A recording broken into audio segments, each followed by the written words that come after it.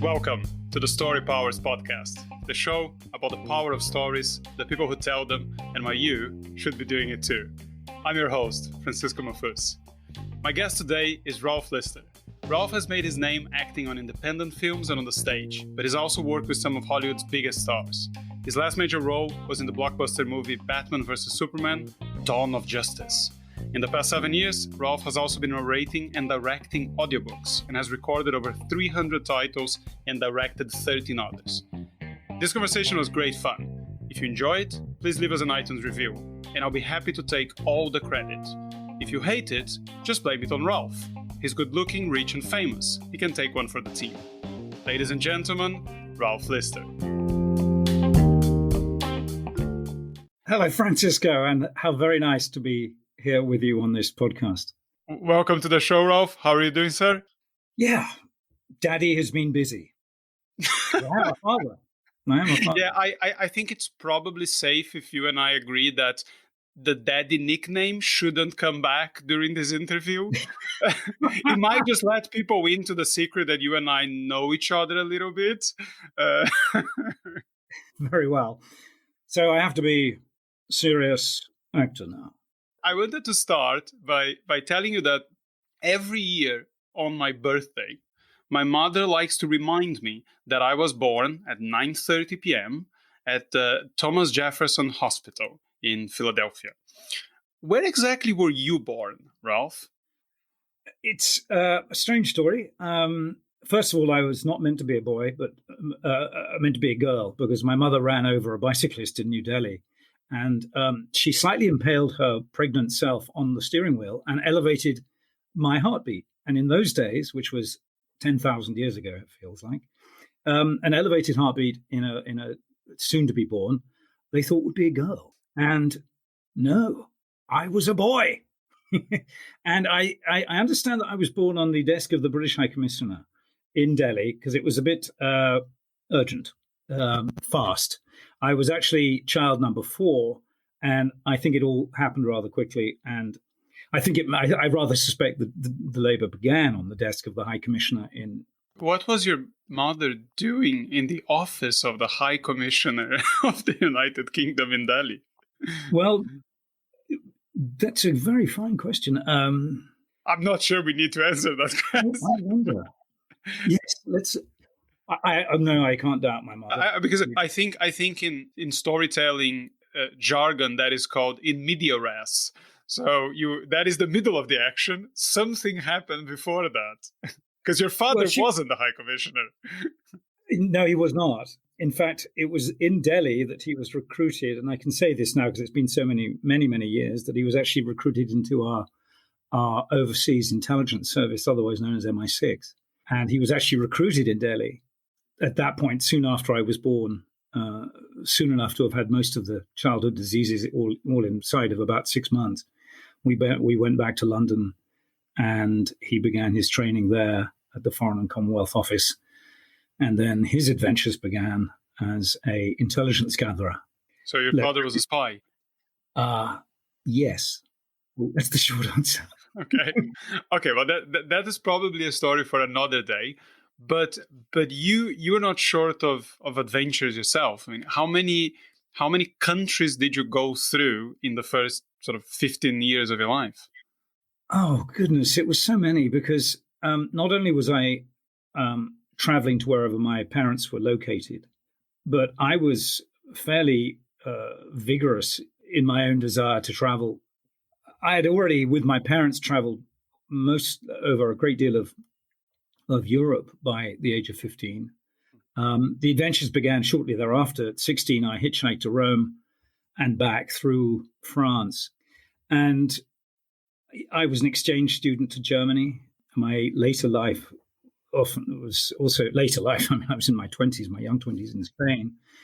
But while at university, the Greek islands, Eastern Europe, Turkey, I was caught in the 1980 military coup inside Turkey, in the eastern part of Turkey. And I remember getting out of our taxi and seeing a truckload of soldiers who immediately herded us into our hotel, and we were under lockdown there for a few days. but that was another wild adventure that alone.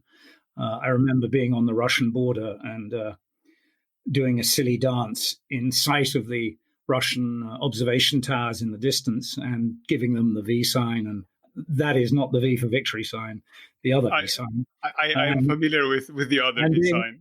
And being a very silly young man full of joy and adventure during university at Durham, where I was doing a very high class and, shall we say, classical degree in modern history, and which I enjoy and still enjoy today, which continues to make me a follower of world news, and I continue to listen to the BBC World Service on a daily basis. So I really can't say. I mean, kindergarten in Vienna, in Austria. My father's next posting was to a country then called Rhodesia, today's Zimbabwe. Yeah. Then we were in South Africa for a little while. Interestingly, my father's birthplace and country of origin, he was a natural. My father's been dead for 25 years. He was a naturalized South African, and it became British, that is. And so we were in South Africa for 6 months, and then went off to, he was posted to Indonesia, which was a non-aligned state then, as they were called. And the Russians were busy loaning the Indonesian government all kinds of aviation equipment and military hardware, which my father duly went about stealing. And we had many an adventure on the islands surrounding Java. My father was, as you would expect from a man in his line of work, was quite bold, let's just say. And he had rented an island for all of, I think it was $25 a year from the Indonesian government. But we stayed largely with an old German refugee, let's call him, a man who had settled on an island and built a beautiful house of coral and cement. And he had 2 dogs, and it was beautiful. It was like it was truly a paradise. This is the early 70s, which is an awful long time ago, which gives you an idea of how venerable I am. After Indonesia, it was back to England for a bit. Back to London, which I've always called my home, really, in the UK, though I largely consider Oxford to be now my home, where my parents moved to, and where they had various houses over the years, and I love Oxford. But then we went to Kenya, and now I'm in my teens, and, true to form, camping trips, safaris, expeditions that went spectacularly wrong. Almost disastrous, stuck in the mountains with absolutely nothing to eat, but tons of water because we were trailing a trailer that contained all the water we needed. But the other car in our group, which we'd become separated from, had all the food. It was just classic. So that was all before I was age 17. Have you ever written about this stuff, or has anyone in your family ever written about this? It would. I mean, I do have really a good basis of a memoir or two, but there might be a time when I'm not so busy to, if not write a memoir, write kind of some sort of story. So that's possibly to come. So let's talk about some of the stuff that has kept you so busy. Because I understand that most of the stuff you've been doing for the last few years, that the audiobooks have been the biggest focus in the last few years. So this is something I'm always very curious about, because I listen to a fair number of audiobooks, and having absolutely no voice talent whatsoever, it always baffles me how not only the reading of it is not anywhere near as easy as a lot of people think it is, but the voices. So what I wanted to ask you is how do you particularly prepare for that? I mean, so you get a commission for a book, and then you find out how many characters there are. I mean, what does that process look like? Well, the first thing you've got to do is read the book, and get a good handle on, obviously, the storyline and the characters. The characters that are in the book will, if Well, the writer will give you all kinds of clues that you are looking for. What kind of personality they are, what kind of characteristics they have, what is their overriding, shall we say, attitude or approach. Are they bossy?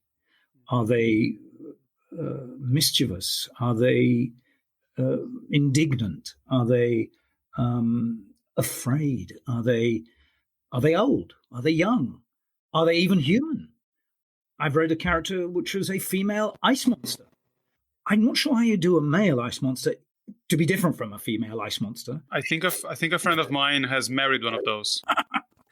But going back to your question of how do you find a voice for a character, and as I said, the writing will convey a lot. Oftentimes, though, not as much as you might like. So you have to be inventive, or at least the obligation of an audiobook narrator is to make the book as interesting a listen where possible, as is possible for your listener. You don't want a boring read. You have to find an authentic voice for those characters that serves the purpose, that serves the script. That you have to find a voice that is fair, but is alive and is attractive and interesting to hear, while not being sentimental, and yet always being, vocalizing clearly, even if you put on an accent or if you engage an emotion in your read, which is often a very necessary part of scenes in books. You can imagine the situation you're in. You're in the room. The young boy is lying next to his dying mother. He's whimpering. A doctor comes in. An aunt approaches. There's a tension. There's a dynamic. There's a tenderness you'd need to add to that. And you do that in some ways exactly as I'm doing now. You slow down. You take your time. You find the right moments. You give the voice the right emphasis, the right volume. Perhaps it's very, very soft.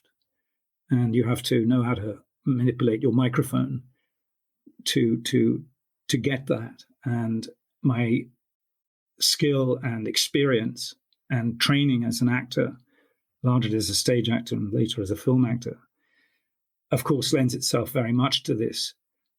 So it enables me to, as actors do, fully empathize with the character that is in this circumstance, in this situation.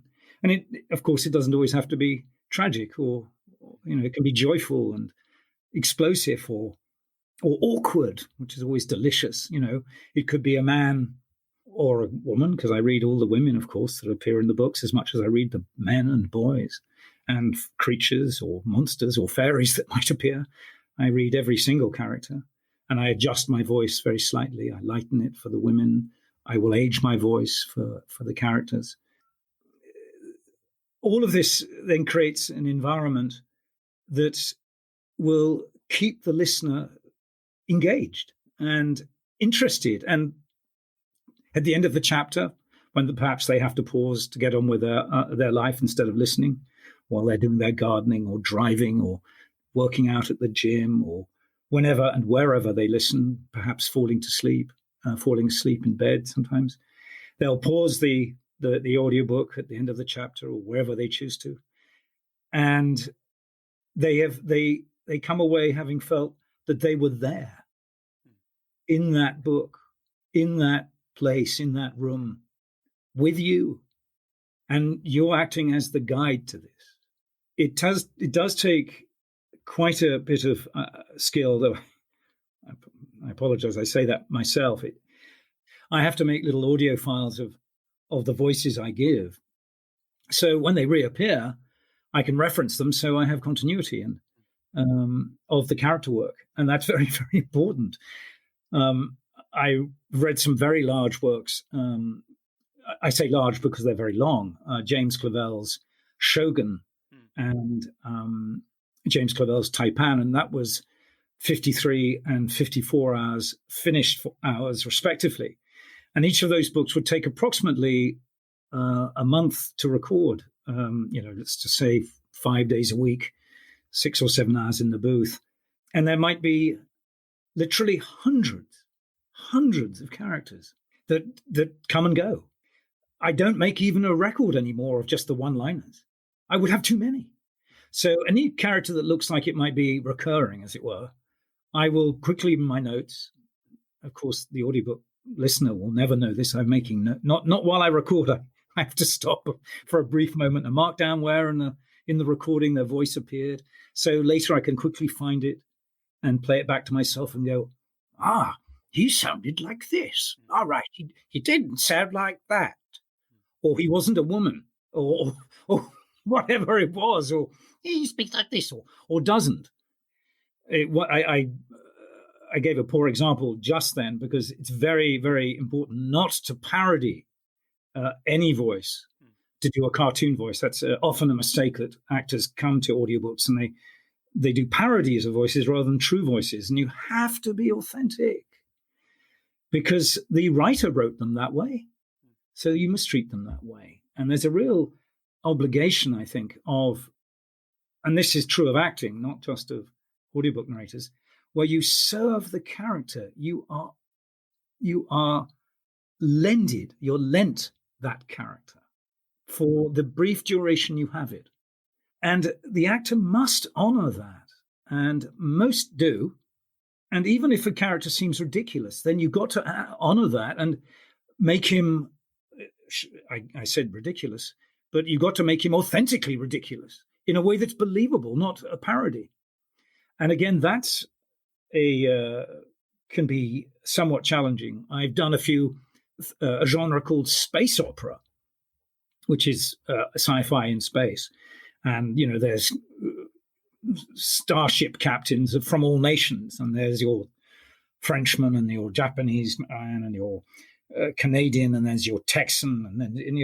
And they're all sometimes written in some ways to be, stereotypical members of their communities.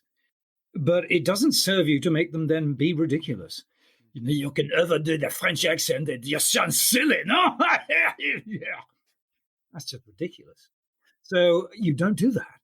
And you just add a little sound just to suggest that this man is French, even though we have a problem. We don't make him sound stupid. Things like that. Whereas in cartoons, it's always to the 10. How was that? It's volume up to the 11. It's up to 11. Right. So with the voices, I mean, again, maybe this is just where my mind goes, but please tell me that you call your friends or your wife pretending to be someone else. Sometimes when friends call me, I do pretend that I'm the Chinese laundry. Okay. A classic. Or the Chinese takeaway. And it's all wrong. And mobiles have ruined that to some extent, haven't they? You just Sorry, who? Mobile phones. Because before it was a landline you were calling. That's right. And you could genuinely, pretend that they had misdialed and dialed through to their local Chinese takeaway. Yes. Oh, you want food? You want food? Li Hao Chinese restaurant. Hello. And they were going, Ralph, I know it's you, mate. It's your mobile phone. Stop with the voice. Okay. Yes. Sorry. Oh, you got something important there. Oh, it's a client. And so something else I wanted to talk to you about is that it's fair to say that most of your career in the cinema has been as a supporting actor, right? And in the major movies, yes. So this is so as a supporting actor, but the leading roles you had were more independent. Certainly. And there is something that I find fascinating because people, particularly in America, I think perhaps a little less in the UK, but in America, there is this idea that everybody wants to be the star. So everybody wants to be the main character. Everybody wants to be, or at least the main character of their lives. The idea of being a supporting actor doesn't hold as much appeal to a lot of people. But having said that, you've had most of your career as a supporting actor, or at least a less well-known actor compared to some of the people you've worked with. And, from what I can tell, you seem well-resolved, happy, not a raging alcoholic or a wife beater. So I believe that perhaps you might have gotten the better end of that Hollywood deal, in the sense that you've had a lot of these incredible experiences that actors have by being around this environment and by being exposed to this type of thing. But you haven't had, I don't think, any of the endless negative things that come with becoming a really, household name, right? Am I completely off the mark here? Well, one of the advantages of becoming a well-known household name is you have quite a lot of digits in the bank. Mm. You get continuous and often increasingly well-paid work, sometimes fantastically well-paid. There's a very small band of actors who are paid iniquitous amounts of money. I mean, just monstrous amounts of money. And then there's the 97% of all actors who get paid a working wage as jobbing actors. And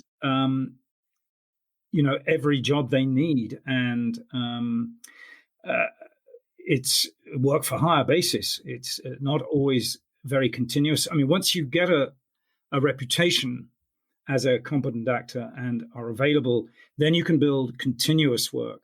And increasingly, as your let's call it fame, but you're more and more well known, you can start charging somewhat more. And it's only when you hit the big time, and I mean you break out in a major Hollywood, typically a film, do you really command any sort of decent wage, proper wage? You work for 2, 3, 4 weeks on a film, and you earn quite good money while you're doing that. But then it stops, and you might not have another proper paying job for some months or for the rest of the year even. It's not as ongoing as people think. Unless you make it, shall we say, unless you have that, you're in that 2-3% band of all actors that have consistent work, and then you are consistently working. And even those people are always looking over their shoulders, wondering who's going to pass them by, or if they're going to get that next job, if all the life they're leading for this year and the last year is going to continue into the next year. Or if people are going to make fun of them for being Scientologists. Indeed. But then you have those the Tom Cruises of the world, who not only are extremely well paid, but have their own production businesses and have a stake in the movie, and a significant stake. And at that point, you're very well off. You're extremely wealthy. But that's nearly none of the actors out there are like that. I am far from rich. I mean, after about 10 years now of being an audiobook narrator, I am considered well established. And I'm, it's taken me a while, but I've become quite capable as a narrator. So I am looked for, and that's fantastic. That's true of actors too. Good actors are sought after. People look for them and ask for them.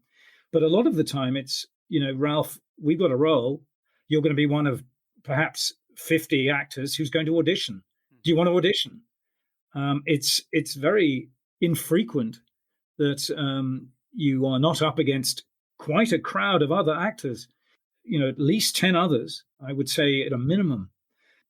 Interestingly, when I read for Batman versus Superman, Dawn of Justice, the director of that picture really was only interested in interviewing a few actors for his supporting roles. In fact, I think he only, for the role of Dr. Emmet Vale, which was Jesse Eisenberg's sidekick in Batman versus Superman, Dawn of Justice, he only read 5 actors. And initially, I assumed it would be American. So I read for him in my American voice. And he said, no, what's your English voice? And so I read for him in that. And that same evening, casting called me and said, you got the part. So he was a rare director to interview a few people. And I think he realizes that if a casting director believes there are 5 actors who are competent for the job, he'll find from 5 of them one that he likes more than the others. And I think I also benefited from being the first of the 5 that he auditioned that evening. And I was lucky enough to book it. And that helped in some ways, but it was, as you said, only a supporting role. And when I went back to LA in 2016, thinking that on the back of Batman versus Superman: Dawn of Justice, I would suddenly have the doors would open. It was not even enough to get an agent. I was just considered a day player. Yes, a day player in a major project, but that was all I was. And I wouldn't say heartbroken, but I was very disappointed. And with the audiobooks that kept coming to me, I stepped back from on-camera work. And for the years, just the recent years, from 2016 to 2019, before I moved to Barcelona with my family, I didn't even have an agent in LA. And I was doing on-camera work with directors and producers and other actors who knew me and liked my skills.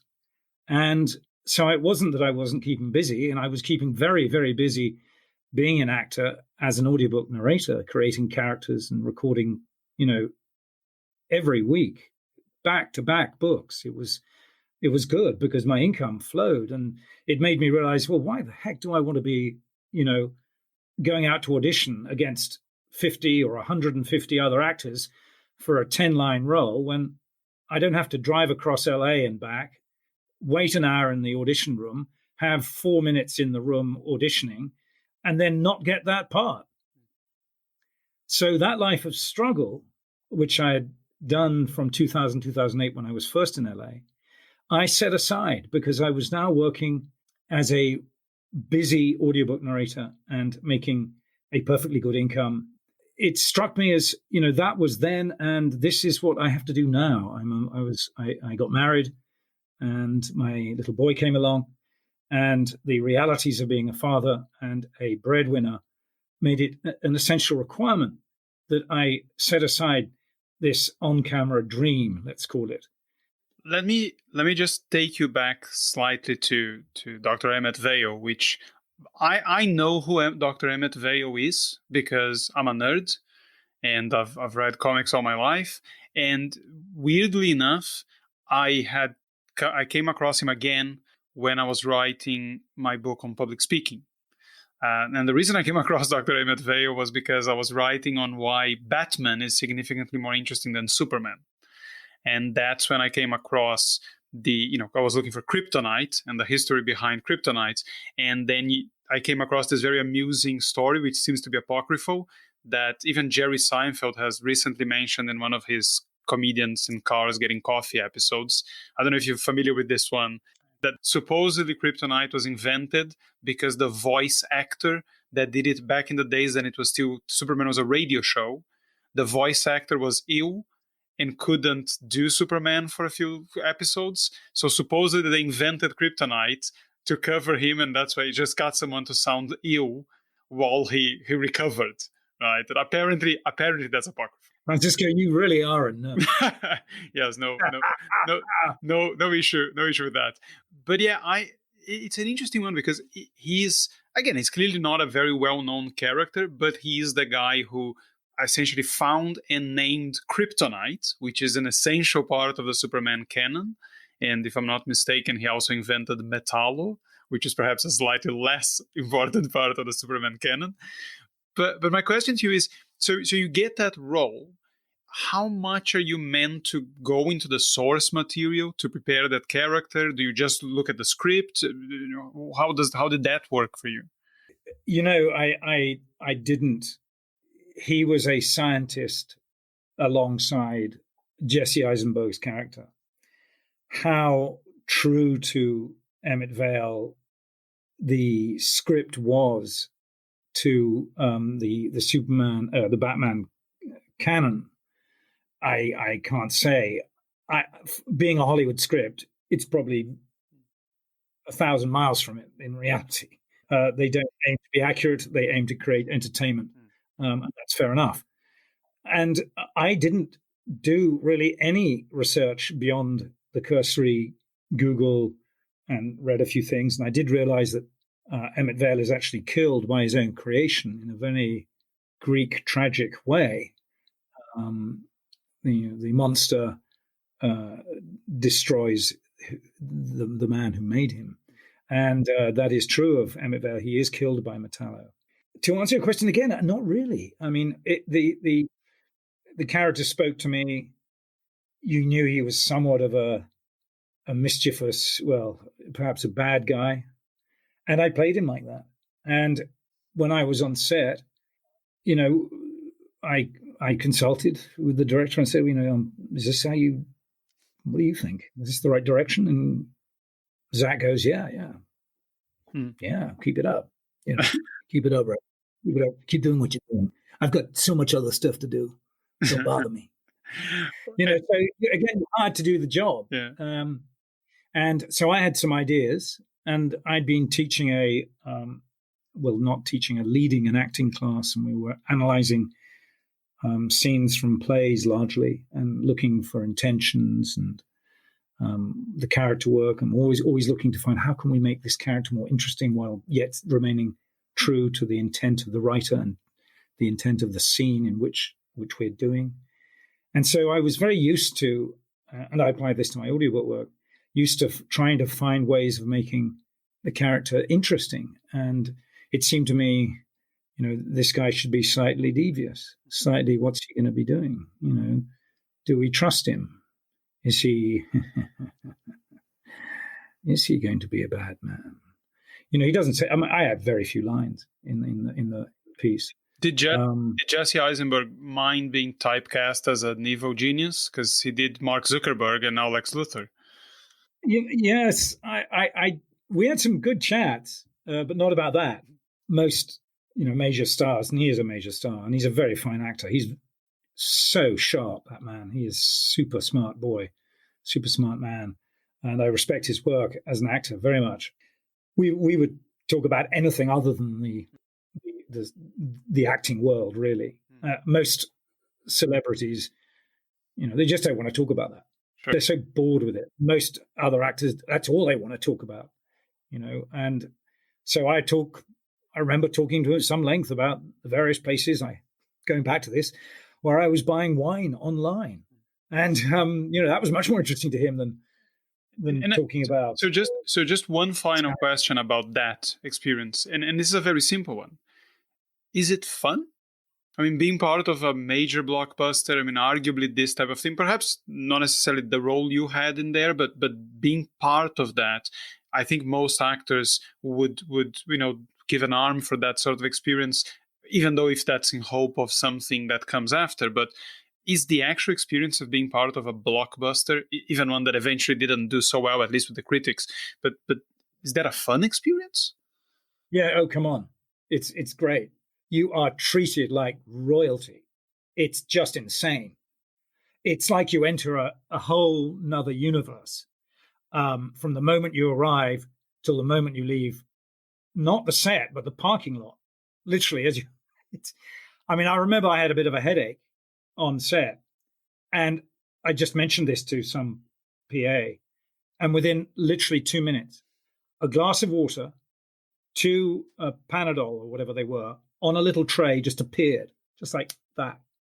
I stepped outside. It was slightly raining. Up goes the umbrella, held by someone else, of course. I can't possibly hold an umbrella. I've never held an umbrella in my life, have I? So, all sorts of things like this, and they usher you to your trailer. And I had a very nice trailer. Thank you very much. I was a significant character on that location, and we all had nice places to rest and hang out while we weren't actually needed. And of course, I had a stand-in for when they were just getting the cameras into the right position and the lighting and all of that. There was a stand-in for Jesse. There was a stand-in for all of the actors. Then they call you. They don't call you. They Ralph or Mr. Lister, perhaps. You're wanted on set, and they would stand outside and wait for me because they didn't want me wandering off for any reason because their lives depended on it, or their jobs did anyway. And they'd usher you to the set, and then you'd be there, and you'd be all like, "Here we are, ready to go." And then they'd, at the end of the day, you'd take off your costume, your wardrobe, and there'd be someone who'd literally take it from you, take it away to be cleaned or pressed, or at least kept in the same condition as it was for continuity purposes. And then you would, at the end of the day, sign out. They might have brought you a meal in your trailer if you wanted it, or you would have eaten with the rest of the people, which is much more normal and much more like as life should be. And I like that. But it's a weird bubble. And I remember at the end of each workday, I would drive off in my old Mercedes that I had. And it was like you just left a dream. You just sort of, wow.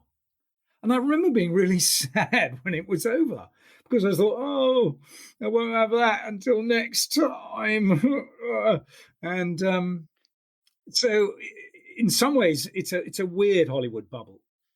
So what you're saying is that being part of Batman and Superman is significantly better than watching it. Sorry, I have to get that in there. Yes, I think so. And I mean, you were wonderful, don't get me wrong, but oh, very kind. I'm not on screen a lot, as you can see, though I was booked for 7 days a week and then 2 extra days just for that little time I was on set.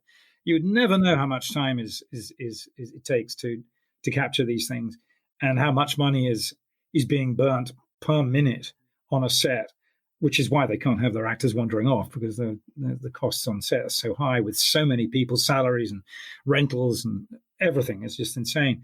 So the experience is it's wonderful. It's a little bit surreal in its way. It's very nice working with established actors who can be, your idols in some way. And that's great. And you're up working in a scene with them, which of course then gives you great material for your show reel if you need one or need to improve your reel. And, now you're in a scene with Daniel Day-Lewis, or I wasn't. I wish I would be. I understand that he's the one that got away, right? Yes, he is. He is. He is my number one idol. I don't think I would get all starstruck in front of many actors, except him and Cate Blanchett. And you put Tom Cruise in front of me, I'm just like, you're an extremely wealthy, successful actor. Yeah, your work's quite good, but do I admire you in the way I do Daniel Day-Lewis or Cate Blanchett or one or two others? Anthony Hopkins. I've met Anthony Hopkins on the set of Fracture, actually. And, hi, who are you? Ralph. Hi, I'm Tony. In his slightly Welsh voice that he has. That's gorgeous. I am in awe of that man as well, of that actor. Terrific. Anyway, I'm gushing. Okay. I mean, listen, if you're going to be part of that world and be cynical about it, then I guess a big part of the fun in it is not there, right? I mean, what's the point of, unless you want to be the big star and have everybody fawning over you at all times, but the moment you're with the biggest actors on that ever lived, for all we know, and if that doesn't get you a tiny bit emotional, then what have you replaced for your heart? Have you become Metallo now? You got kryptonite for a heart.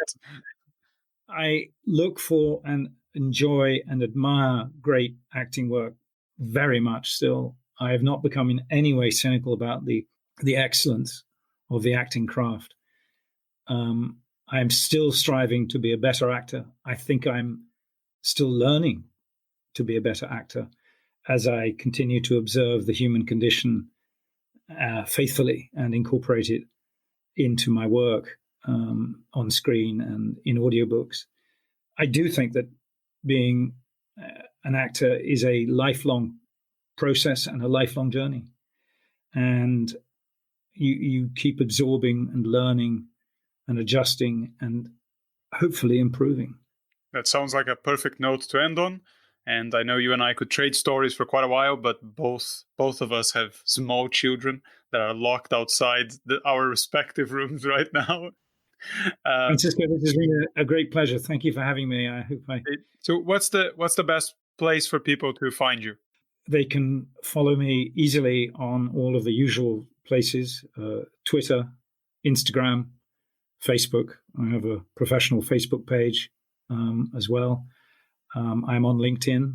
I have my ralphlister.com acting site. It's a little out of date, but there we are. I also have my ralphlistervoice.com audiobook website, which both are still up. People can reach me through that or through Twitter. Or don't be shy. I have quite a few fans, I admit, and I respond to pretty much all of them, even if it's not the longest of message, but I acknowledge and appreciate the support and input that people who follow my work or like my work bring to me, to my attention. And I love it. I mean, who can't not, for someone to say they enjoyed something and then they have a smart question about something and of course I want to engage with them.